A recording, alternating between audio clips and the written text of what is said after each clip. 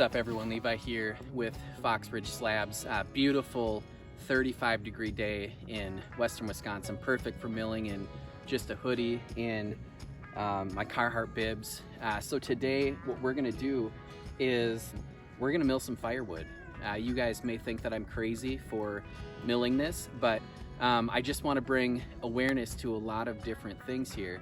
A lot of you watching, you may not do any milling, you may enjoy watching, and you may buy your live edge slabs from other people. And also you may be buying a lot of stuff for just really small projects. So what I'm going to do today is I'm going to use my Stihl MS362 and 661, and I'm going to mill these small logs. These were rescued from a firewood pile. I've got a piece of apple right here. I've got some cherry in the back. I've got some black walnut, and some of the nicest and most expensive charcuterie boards that I've ever made and sold have come from just simply milling firewood.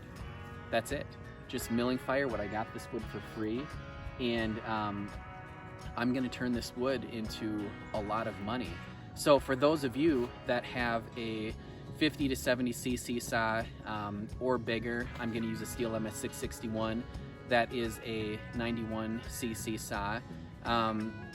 There's not a ton of stuff that you guys are going to need in order to start milling your own lumber to make your products out of.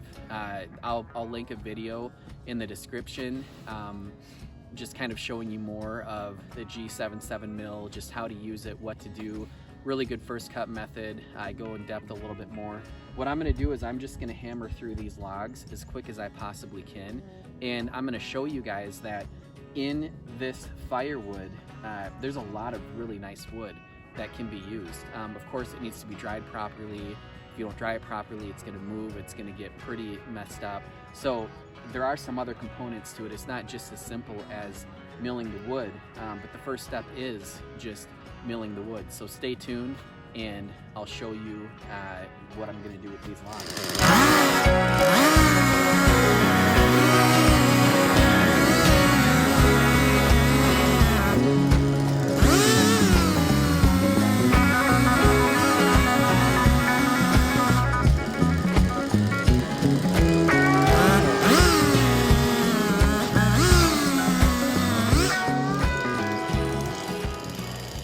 The sake of time and just for the sake of my battery on my camera, I went ahead and did the first cut just like what you saw on the first log that I did on seven different pieces of wood. Again, I pulled these out of a firewood pile.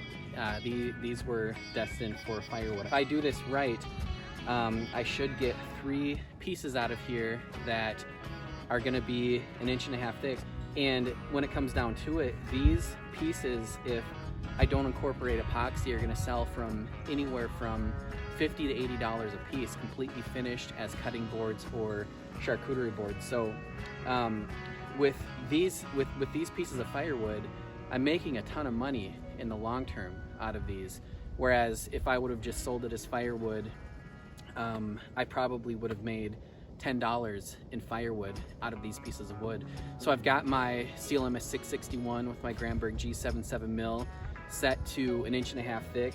I am just going to completely run through all of these consecutively. I'll probably stop once to fill up with gas, and then at the end we're going to take a look at the slabs and let me know what you guys think in the comments.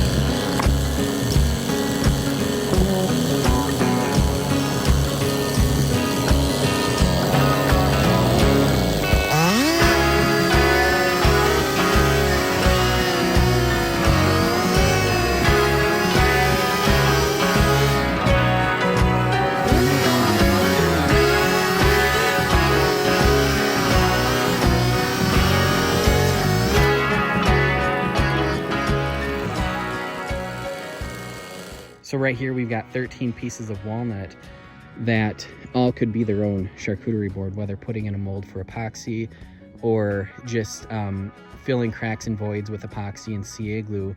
There's 13 future charcuterie boards right here, and even more if we cut some of the wider ones apart and put them in molds. These should dry fairly flat. They're milled at 1.5 inches thick. After surfacing at the worst, from my experience with this stuff, I'll be left with about 1 inch thick piece, which is just fine for charcuterie boards, cutting boards, things like that. Over here is the cherry. I forgot to mention that all of these are anywhere from 17.5 to 18.5 inches long too, which is perfect for charcuterie boards, putting in 18-inch long molds. But these cherry slabs, let's see, I haven't counted them, so we have 1, 2, 3, 4, 5, 6, 7, 8, 9, 10, 11, 12, 13, 14 cherry slabs that all individually could be their own charcuterie board. We could get multiple charcuterie boards out of some of these, some of the wider ones that are about 13 inches wide if we put them in molds. So overall, not a bad yield. The shortest pieces are the apple right here. I love apple. I love seeing spalting in the apple. Once we flush everything up, cut straight edges on each side, we're probably going to be in the 14-15 inch long range. 3.5 inch thick pieces, not too bad for that little piece of apple. Again, thank you guys for watching. Please subscribe. I'm going to crank out as many milling videos as I can. If there's certain things that you want to see, let me know. Got a ton of vlogs over here. I've got a ton of logs down there. You can't see it because of the snow. Got some gorgeous black walnut logs, some walnut logs that are going to be in the 11-foot long range. Largest, I believe, is 26 inches in diameter. So definitely subscribe. I'm going to be cranking out some pretty cool videos. Thank you for watching, and I will see you in the next video.